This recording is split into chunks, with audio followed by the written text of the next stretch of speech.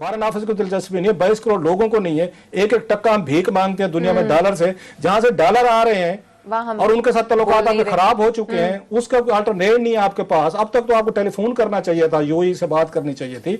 अगर आपके इस मुल्क की अगर थोड़ी सी हमदर्दी, आप तो फ्लाइट लेके जाते कि भाई साहब हम आना चाहते हैं, हमसे बात करें, हमारे वर्क परमिट क्यों रोका आपने? उन्होंने कहा जनाब कि बाकी पूरी दुनिया में अलाउड है, उनको वर्क परमिट भी देंगे, सब कुछ करेंगे। पाकिस्तानी जो हैं उसमें ये पाकिस्तानी है, टर्किश हैं, यमनीज हैं, दीगर दो चार लोग जो है ना, आप नहीं आ सकते उसमें। जो है इंडिया का बंद नहीं किया, इंडिया का नहीं किया, नजर आ रहा है कि उसके अंदर सफारतकारी है, कोई वो मैसेज देना चाह रहे हैं कि ये इतना खतरनाक मामला है कि इसको कल क्राइसिस के तौर पे डील। मुत्तहिदा अरब अमारात ने पाकिस्तानियों को वीजे देना बंद कर दिए हैं। अरबों डॉलर्स भेजने वाले पाकिस्तानियों का रोजगार दांव पर है। वफाकी काबीना ने इतने अहम मसले पर तवज्जो ही न दी। क्या अगर मुत्तहिदा अरब अमारात की मार्केट्स पाकिस्तानियों के लिए बंद होती है तो हुकूमत पाकिस्तान ने कोई नए इकदामात प्लान किए हैं या नहीं? प्रोग्राम में बात करेंगे। और साथ में बड़ी डेवलपमेंट ये थी कि यूएई ने उन्होंने पाकिस्तानियों को बिल्कुल टोटल साइड पे कर दिया कि भाई साहब वो जो होता है ना, अगले दौर में होती थी वो इंडियंस एंड फला not allowed in the club, जो अंग्रेजों के दौर में था। तो साथ में उन्होंने कहा जनाब कि बाकी पूरी दुनिया में अलाउड है, उनको वर्क परमिट भी देंगे, सब कुछ करेंगे। पाकिस्तानी जो हैं उसमें ये पाकिस्तानी है, टर्किश हैं, यमनीज हैं, दीगर दो चार लोग जो है ना, आप नहीं आ सकते उसमें।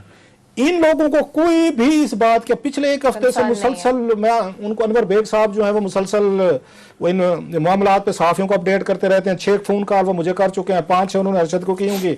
हर एक सहाफ़ी को कहते हैं कि खुदा के लिए मसला उठाए हैं कि इनको एहसास है हुकूमत पाकिस्तान को कि इसका कितना बड़ा नुकसान होने वाला है आपको, जो आप हर साल वहां पे भेजते हैं, लोग जाते हैं और आपको 3-4 बिलियन डॉलर की यूएई की आपकी मार्केट है, 4 बिलियन डॉलर की आपकी सऊदीज है, और ऐसे बैठे हुए निजाम सिक्का टाइप कोई हुकूमत का हमारा वो चल रहा है।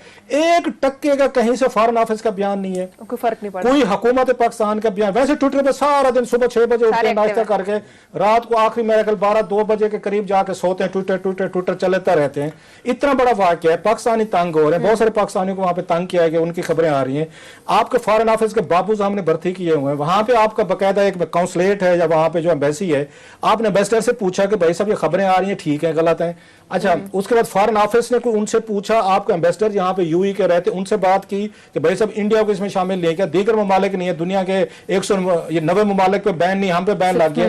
बिल्कुल वो कहते हैं ठंड प्रोग्राम है, ना इमरान खान साहब को कंसर्न है, ना उनको वजीरों को दिलचस्पी है, ना फॉरेन ऑफिस को दिलचस्पी है। इतने बड़े 2 इंटरनेशनल वाकयात जो अगले पिछले 1-2 दिनों में हुए हैं, पूरी टोटल कैबिनेट एक डार्क में, अंधारे में, उनको दिलचस्पी नहीं। मैंने पूछा अपने 2-3 जराये से मैंने बात की, मैं भाई साहब की बात हुई? उन्होंने किस चीज की?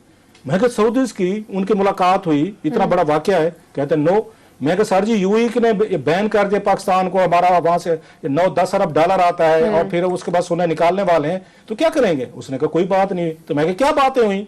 वहां फिर बातें क्या हुई जरा सुने सर जी। मतलब इससे ज्यादा क्या बात हो सकती है कि जिस मुल्क के वजीर आजम को उनकी 60 की कैबिनेट को दिलचस्पी नहीं है, फॉरेन ऑफिस को दिलचस्पी नहीं है, 22 करोड़ लोगों को नहीं है, एक एक टक्का हम भीख मांगते हैं दुनिया में डॉलर से, जहां से डॉलर आ रहे हैं और उनके साथ तल्लुकात आपके खराब हो चुके हैं, उसका कोई अल्टरनेट नहीं है आपके पास। अब तक तो आपको टेलीफोन करना चाहिए था, यूएई से बात करनी चाहिए थी।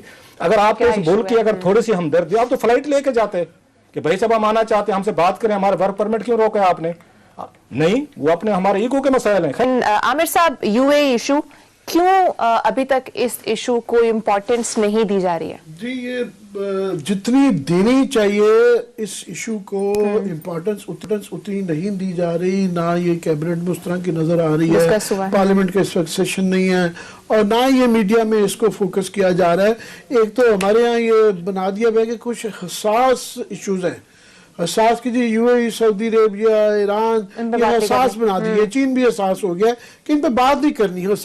और भाई जहां आपका ये हमारी लाइफ लाइन है, याद रहे कि हमने, मैं दोबारा रिपीट कर दूं कि 23 अरब डॉलर जो हैं हमारा सालाना जो है तरसीलात में आता है, जिनमें से 11 अरब अब हो गए हुए हैं सऊदी अरेबिया और यूएई के मिला के।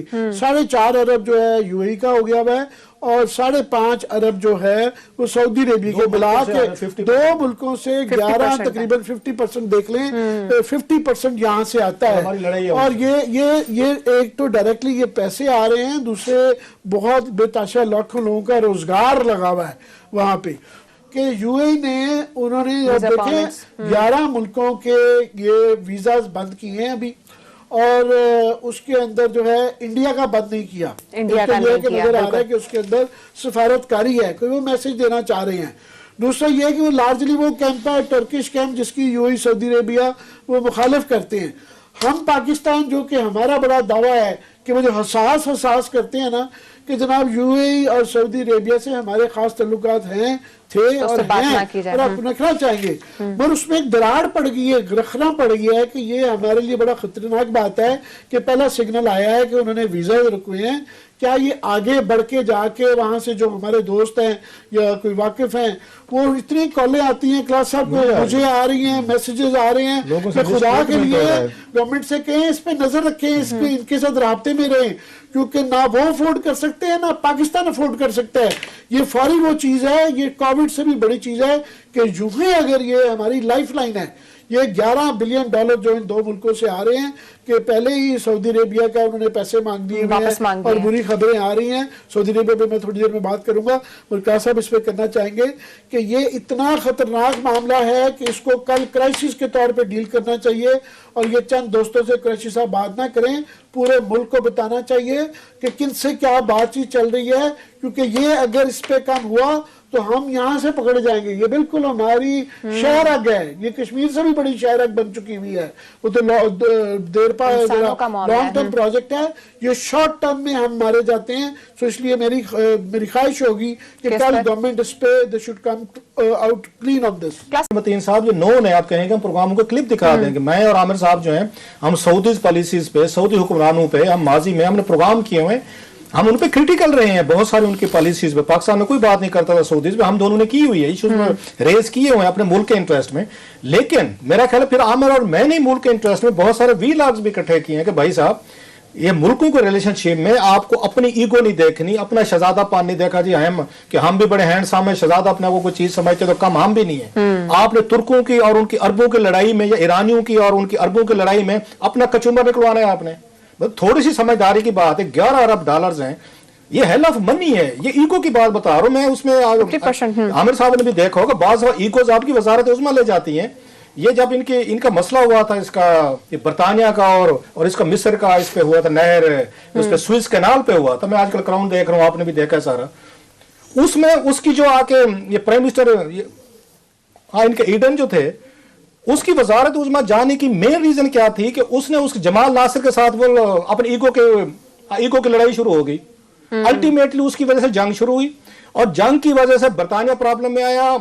اور سب سے پہلا وکٹم کون بنا تھا؟ وہ ایڈن صاحب ہی بنے تھے، جنہوں جمال ناصر کا کوئن اس کو کہتی ہے. ایون کوئن کہتے کہ حضور یہ آپ جو جنگ لڑ ہے نا اس کا ناصر کے ساتھ، یہ آپ کی انا کی جنگ ہے.